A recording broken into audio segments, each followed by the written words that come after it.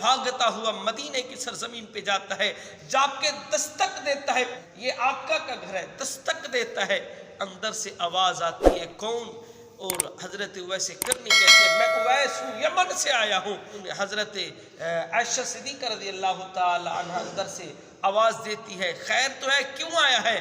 محبوب سے ملنے آیا ہوں۔ حضرت عائشہ فرماتی ہیں ابھی ہی میرے آقا دوسرے ملک روانہ ہو گئی ہیں۔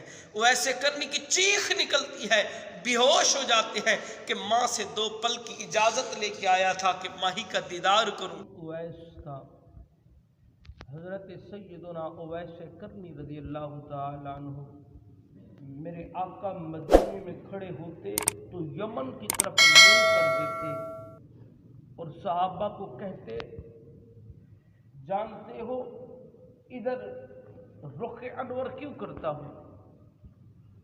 صحابہ عرض کرتے آقا ہم تو نہیں جانتے۔ حضور نے فرمایا ادھر سے مجھے میرے اویس کی خوشبو آتی ہے، میرے غلام کی خوشبو آتی ہے۔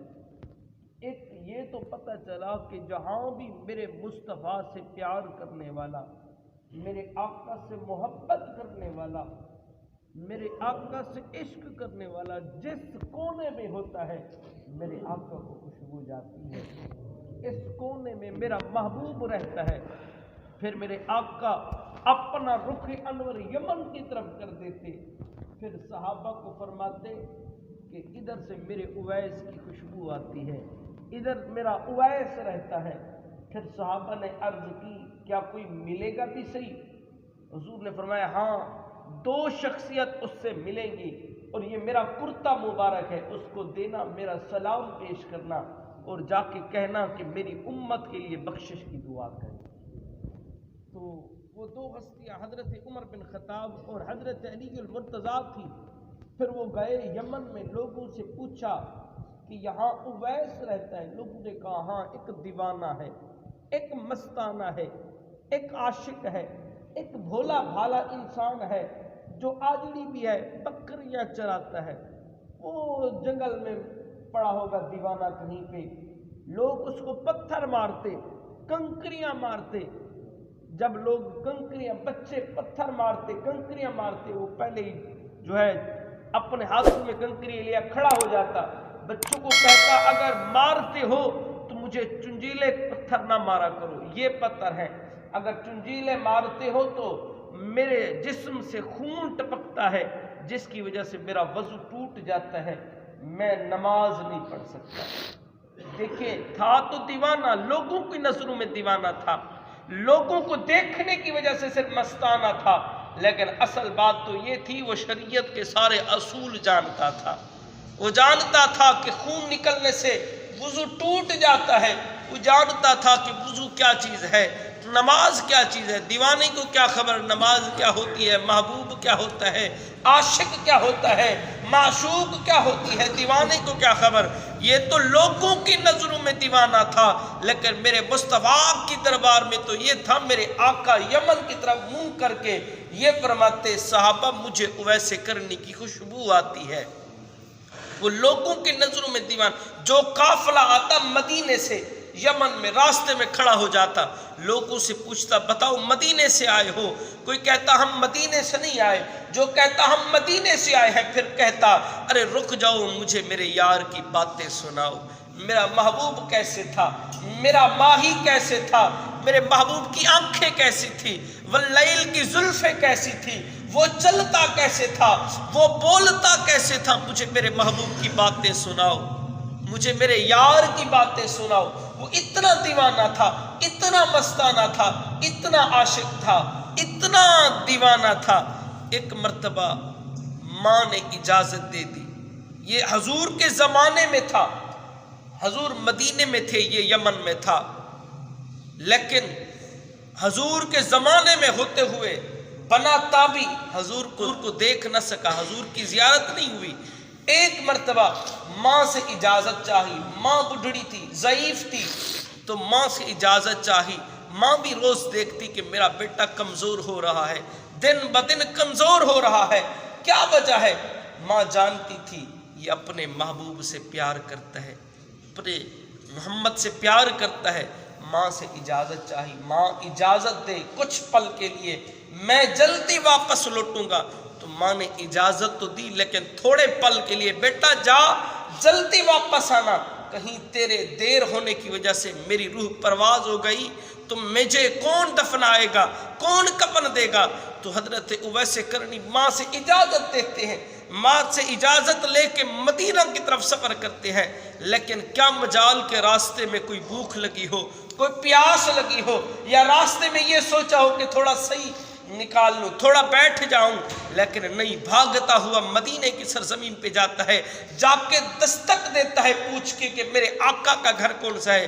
لوگ بتاتے ہیں یہ میرے محبوب کا گھر ہے، یہ آقا کا گھر ہے۔ دستک دیتا ہے، اندر سے آواز آتی ہے، کون؟ اور حضرت اویس کرنی کہتے ہیں میں اویس ہوں، یمن سے آیا ہوں۔ حضرت عائشہ صدیقہ رضی اللہ تعالی عنہ اندر سے آواز دیتی ہے، خیر تو ہے، کیوں آیا ہے؟ محبوب سے ملنے آیا ہوں۔ حضرت عائشہ فرماتی ہیں ابھی ہی میرے آقا دوسرے ملک روانہ ہو گئی ہیں۔ اویس کرنی کی چیخ نکلتی ہے، بے ہوش ہو جاتے ہیں کہ ماں سے 2 پل کی اجازت لے کے آیا تھا کہ ماہی کا دیدار کروں، اور آقا پہلے ہی تشریف لے گئے ہیں۔ پھر واپس لوٹتا ہے اپنے ملک ماں کی طرف، ماں کی اجازت ہوتی ہے کہ بیٹا دیر نہ کرنا، کہیں میری روح پرواز نہ کر جائے۔ حضرت اویس کرنی اپنے واپس ملک آتے ہیں۔ جب میرے آقا دوسرے ملک سے واپس آتے ہیں تو آتے ہی پوچھتے ہیں بتاؤ کوئی آیا تھا، بتاؤ عائشہ کوئی آیا تھا میرے دروازے پہ؟ آقا اور تو نہیں جانتی؟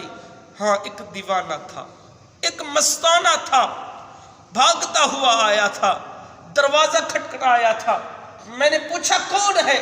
کہتا تھا اویس ہوں، یمن سے آیا ہوں، محبوب کے دیدار کے لیے آیا ہوں۔ آقا اور تو نہیں جانتی، بس آپ ادھر گئے تو وہ پیچھے آ گیا، تو پھر وہ چلا گیا سلام دے کے۔ میرے آقا نے فرمایا میں جانتا ہوں، جب میں پہنچا مدینے کی سرزمین پہ مجھے خوشبو آ گئی، میرے یار آیا تھا، میرے دروازے پہ میرا ماہی آیا تھا، میرا محبوب آیا تھا، میرا ماہی آیا تھا۔ جو بھی قافلہ یمن سے گزرتا روک دیتا، بتاؤ تو صحیح میرا ماہی کیسا تھا، میرے ماہی کا جو ہے حسن کیسا تھا، میرے ماہی کا چلنا کیسا تھا۔ جس کا محبوب ہو نا دنیا والا، عام مجازی محبوب، تو ہم کتنے خوش ہوتے ہیں، بڑا میٹھا بولتا ہے، لیکن وہ تو حقیقی محبوب تھا، وہ تو رب کا بھی محبوب تھا، وہ دنیا والوں کا بھی محبوب تھا۔ حضرت اویس کرنی سے ڈھونڈتے ڈھونڈتے جنگل میں پہنچے علی المرتضیٰ عمر بن خطاب، پوچھتے ہیں دیکھتے ہیں ایک دیوانہ ہے، ایک مستانہ ہے، مختلف روایت ہے۔ ایک روایت میں آتا ہے کہ نماز پڑھ رہے تھے، ایک روایت میں آتا ہے کہ ایسے بیٹھے تھے۔ حضرت علی فرماتے ہیں، عمر بن خطاب فرماتے ہیں وہ ایسے سویا ہوا تھا، مستانہ تھا، دیوانہ تھا، لوگ جیسے دیکھا ویسے لگ رہا تھا دیوانہ، لیکن اس کی بکریاں شیر جو ہے خیال کر رہے تھے بکریوں کا، وہ ایسا اس نے رب کے ساتھ یاری لگا دی تھی اور اللہ کریم نے بکری اور شیر کی صلح کر دی، وہ ایسا مستانہ تھا۔ بالآخر حضرت اویس کرنی کے قریب پہنچے اور حضرت عمر فرماتے ہیں میں نے پوچھا، سلام کیا، السلام علیکم۔ ویسے کرنی آگے سے جواب دیتے ہیں وعلیکم السلام۔ عمر فرماتے ہیں بتا تیرا نام کیا ہے؟ کہنے لگا عبداللہ میرا نام ہے۔ حضرت عمر فرماتے ہیں نہیں نہیں، وہ حقیقی نام بتا، وہ تو سارے اللہ کے بندے ہیں، لیکن جو تیرا ماں نے تیرا نام رکھا وہ نام کیا ہے؟ وہ کہنے لگا اویس ہو۔ تو پھر حضور نے جو نشانی بتائی تھی، حضرت عمر بن خطاب آگے بڑھے، وہ نشانی دیکھتے ہیں، وہ نشانی نظر آئی، کہنے لگے تجھے مبارک ہو، حضور نے سلام بھیجا ہے۔ حضرت اویس کرنی تڑپ کے کہتے ہیں لگتا ہے غلط راستے پہ آئے گئے ہو، میں وہ اویس نہیں ہوں جو تم ڈھونڈ رہے ہو۔ لیکن حضرت عمر بن خطاب کہنے لگے ہم اور نہیں جانتے، ہمیں اور نہیں پتا، لیکن میرے آقا نے جو نشانی بتائی ہے وہ تیرے اندر ہے، ہمیں اور کچھ نہیں پتا۔ حضرت اویس کرنی کو وہ جبہ مبارک جو میرے آقا نے اپنی قمیض مبارک دی تھی اور دے کے کہا تھا کہ جا کے میرے غلام اویس کو کہنا میری امت کے لیے دعا کرے، حضرت اویس کرنی وہ جبہ مبارک لے کر ایک کونے میں چلے جاتے ہیں اور جا کے اللہ کی بارگاہ میں سجدہ ریز ہوتے ہیں، عرض کرتے ہیں مولا اس وقت تک یہ جبہ مبارک نہیں پہنوں گا جب تک میرے آقا کی امت کی بخشش نہیں فرما دیتا۔ اب دیکھو لوگ بظاہر دیوانہ کہتے تھے، مستانہ کہتے تھے، پاگل کہتے تھے، لیکن وہ ویسے کرنی رب سے باتیں کر رہا ہے، رب سے لو لگائے بیٹھا ہے اور عرض کرتے ہیں مولا جب تک میرے محبوب کی امت کی بخشش نہیں کر دیتا یہ میں کرتا مبارک نہیں پہنوں گا۔ غیب سے آواز آتی ہے کچھ امت بخش دی گئی ہے، پھر کچھ امت بخش دی گئی ہے، حتیٰ کہ تھوڑی دیر ہوتی ہے حضرت عمر بن خطاب قریب آتے ہیں، آ کے آواز دیتے ہیں اویس، حضرت اویس کرنی کہتے ہیں عمر تو نے یہ کیا کر دیا؟